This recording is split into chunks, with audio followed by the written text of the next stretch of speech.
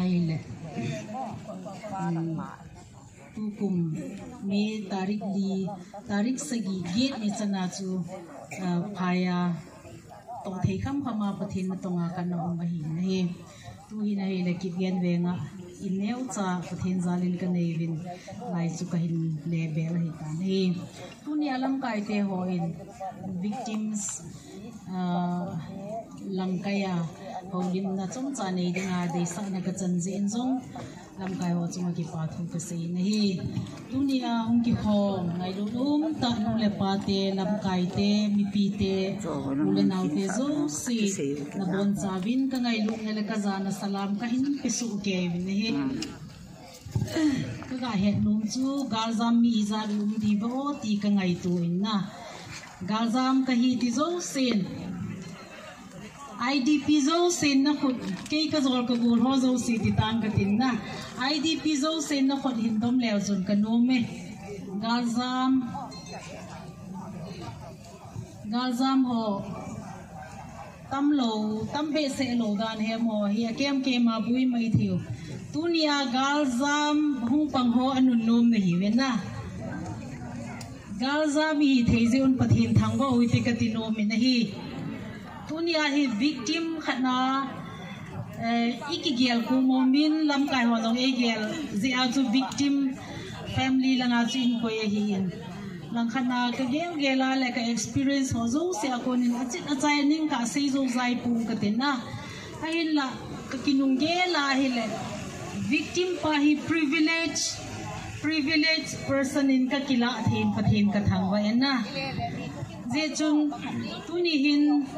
I he sau bangin me tarik thumzan chu I bul lo zan hitan phai langa zong na zan ha khoba zan an hitan ke zong KPC office complex compound ka umin hi tu tun zong KPC women department secretary na ka tongin azing tarik lini in zingka vai madewin upai ka nei lo je in compound na chen si chulam kai ho thupi dung jung in second MR ka zon vin second MR atam zo ke ngin ka thailu no vin amana lai hi ji chun highway panga hi ji chun pathen zalin sulimin kom po vin na kuiman zong he piham sipai ho second MR to kinai hi ji chun ke ngin ka thailu man thei vin pathen ka thang vai na hi second MR kom now to simtam piomin ning laka ki sei puntin pichi ka sei thu chom cha experience chom chala ku na hi pathin phat thein ho ka sim do nom je a ka holim na focus chu hung hiding hi in ma zingin dan chu aning ka ki sei hi zong le so zong hi he ding ma hi in an ku zong thailo pampot na long su so ki ba hi tu za ni ko wa lo mai thiu gam ti nong ki sei imulo wa I taw ko wa kum jong na ta chu ane tuidon talo im zong talo di chunin puan ki mangin ai le po do na the hoi lang umam ti pam langa ulen naw in sumi hon jong ai sung na dal ha na thei po chu hin ki gel jing ovin hoi lang chi di hi jong le na hoi lang zon ding hi jong le phai sung dal ha na ding chan som po le in 80 vin ke ka hi le ke kanung zui ka in sumi te mi ge to ka hi na mi ge chu ka sina ka hoi le ka jam khom pi hi abai pu na hi adam mo jong ko mun cha thelo jong ko mun naw sen jong ka nei vin chi pum puma chu ki gal za ma hi in ai le ke om na kun chun mun dang jop na ding gari mo mongom kun second MR ko na tha do ho chu airport chi di ho bo tha do now te ho gampa ma ho ki ho so mo win ticket in ngai to pe un airport chi thi na ding ticket chu ka mutawin pathin ka thang bo un na chun airport ka zone no win airport ju dan nong chu ni dang izuk to ki bang nai sai ta lo hi gari le gari ong kilo ta lo I chi dan ong ki bang ta lo airport na jan khat ki gi apam langa na so si experience kinein ahi wangin pathinung sin na kichangin airport ithun chun mai phet na ki su thing na thei ho jong ki mutan nom ka sang ma jingun cha pat delhi ka chin delhi apanin bhopal ka chin kinin aizol ka hin zonin aizola panin lam ka hung thun ahi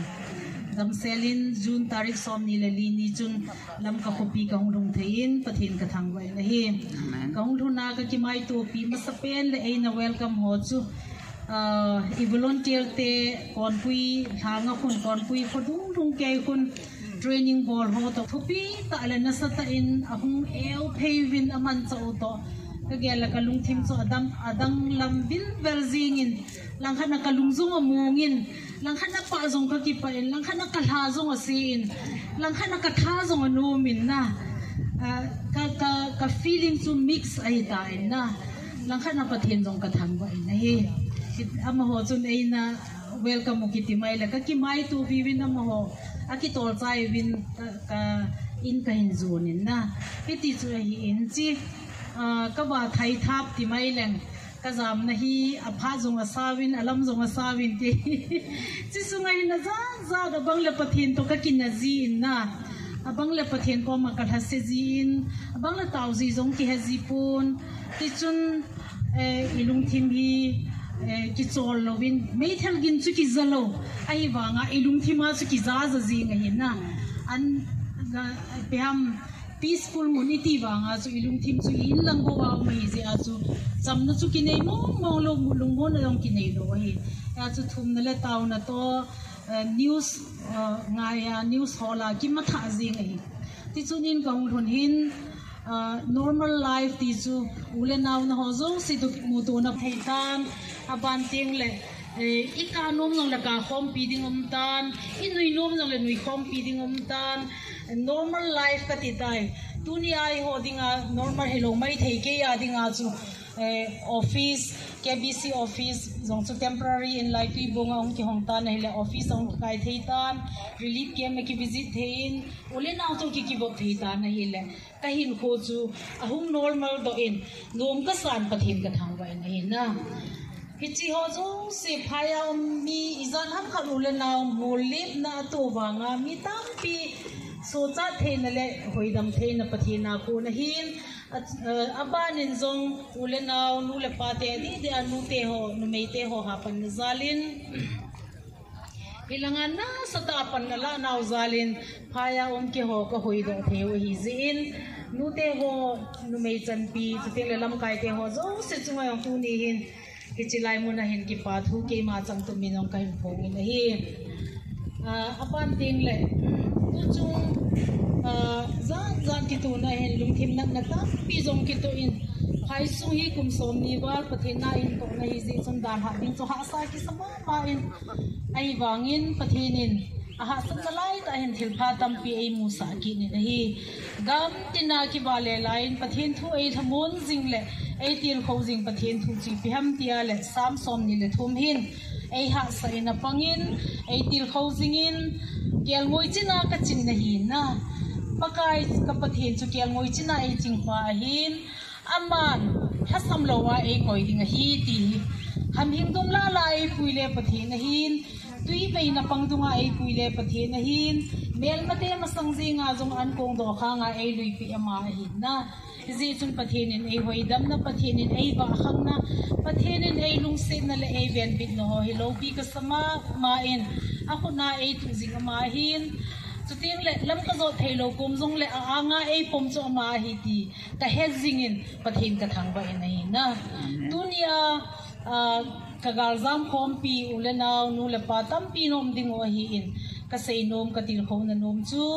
igal zam la yong pathin i thangwa the hi pathin cha hi na hin na pathina ki pa thu i phon theina igen thei ha salai ta zong hi aphalamai ki la le rombung gi chang som ni le gi na sei banga chu aphalamai ki la le ei dinga tha ha na hin ei dinga ham phat na hi na hi igal ne yong pathin thangwa o de ka ti nom in hin na gal nei lo hi leo hen hi zan hi taw khom ji lo di o hi na hi chan ge hai taw lo ding o hi gal nei lo hi leo hen pathin mai hi hol nai sai lo ding o hi tam zo hin na i gam su chon sin na na lo dim tan phat mo na na dip tan pathin he phalo lam ka khobi su hi phat na langa zong ai Manipur khopi la akinga na he even na thil pha zong imuzivin thil se bol na lama zong a khon he izivin hi izia chu tu chung I thil to ho zo sewa ko na hi pathen I thangwa diu ti hi ken kangai to jing chu pem ti a hel gale tore nei je uwa pathen mai holwa pathen ko mai tawwa ulena hiza za kilung khanai ki loi khom theinaw zong hi pathenin ai bol pe o hi tin lau tin ki pa o te na je chun ai bi ho zo se lam ka sunga chen zo se dong mun chom ma ho zong lung han la tha na panila khom theinaw hi chi ho zo se biren sing le ato khom pi ho thil bol hi in pathenin hi chu zo se hi ai mi te dinga eki pun khom theinaw le eki thu khom theinaw wa ai bol pe un lau hi tin lung khat ta in thanom ta in pan la khom jing hoi ti yong hi tu chung I boina wa kuna igal nei na wa kuna imu do thil pha in kala in ji chun hi chi nurture bol jing hoi tin unity pa hi ki thu khom jing le pang khom jing ding in ule naw te nu le pa te de in minu te ikiti mu bin hi still le concern khat ka ga sei nom chi pham ti a hele tulai I hui nunu a hoi pun galetul ki kap na hading hi idei po bin hi iti ji chun tu ni a ade de anu meite minu atam zo hi di wahin itu isate ho hi hatred kiti mi mu danale mi vet danalu thim I itu isate o lubu a abedena a khan le khom lo na divin nu ten na sata in itu isate ho zunga panlaw hite ti hi ka sei no min hi ki mudana thu cheng ho ki vedana thu cheng ho gale to thu sim ho I hi theisana hong ta I sei lo ding upakai min ni ki te mu na hi na vedana thot na gale to thu sim to tu aneu cha cho hi ong khan le khoma hi le thil phasa nga phalo tam su che ding hi ji chun mi nu te ho dinga ka dei sa kha hi chi sang chun ngai lu na chu zo hi ha then the zalu hi tin kada khadi ki holim na azong kilung si ding dan ki ngai lu ding dan thil pha hung so ding ho kinep na puma apha awai hung so ding hi ti hi kinep na puma taw na puma hung kham ding lin ding aneu cha cha ho hi ipui hoi ding o pakai minin ikiti mo bin hi chuting le achai na a isei no mu chu kalung thim khoi jing khat kawai kha na nom still le katim na nom tu ne a ule nau te pathenin pha sa hi le atuma ikise khan thing se lo hi bana hi kiwai po na zong atuma epi na ding hi nai cha tamai the hi na chi chu hi ai le atuma kiwai po ding le kiwai hom dinga kigo na pa hi lungthim po pia taw na puma pathin lam vezing puma atuma kiwai po dinga nampi taw khom na khatna pa khanen na sei kalung thima sam jing chu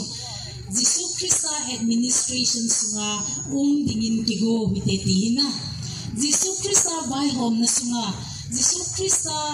administrator hina sunga separate administration mudinga kigo na neichi dingin pathenin igam inam ikhopi sungho le igam sungo egil singo vintin pathe ebo chi tawan sinading chun mi pite zo se yong in sungtin mi maltin society zo se yong kigosan jing huite sinading chun aphalo zo se pai thau hitin pakai ginga lungmonga ichen the na ding wa chu thilphai bolowa thilphai tu mowa se na zo se le hau ma thilphai zuiwa pathen lunglam I hol jing ding hi dunia pakai mina chomcha holim na kahin nei na mi pite zo se ka tim na hi ka ki pa pathen pathen bu ta hen